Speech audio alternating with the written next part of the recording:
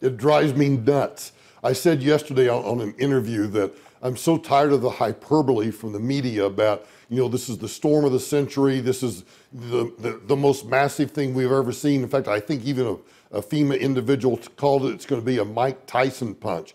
It's like, let's get real, folks. This is a hurricane. Hurricanes are serious, but why don't you let's talk about the facts. Let's talk about the pressure. Let's talk about the winds. Let's talk about the direction. And let's forget all of the analogies. Just tell the American people the real story about what the hurricane's doing. Because we wake up this morning and we find that the eye wall is beginning to collapse a little bit. And so now I'm going to hear all over the country, oh, look, the predictions weren't nearly as bad as everybody said.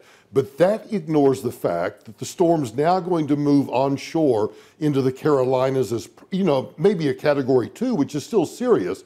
But the more serious problem is going to be, it'll turn into a tropical depression, a tropical storm. It will dump copious amounts of water on already saturated land.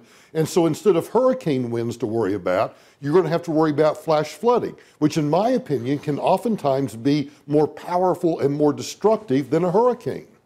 So, but when you talk about how to communicate the risks associated with a hurricane, right? To some degree, and I don't mean to support the idea of the hyperbole or these different anecdotes or metaphors that are used, but you do want to be able to communicate to the public, some of which don't necessarily understand the specifics around the particulars or technicals of how a hurricane manifests itself. And so isn't that a very powerful way to communicate? Well, no, I would disagree and say, here's what I would do. Instead, I would say this hurricane right now is packing winds. We're talking in the past tense now, that the hurricane was packing winds of 155 miles an hour. Here's what winds of 155 miles an hour can do.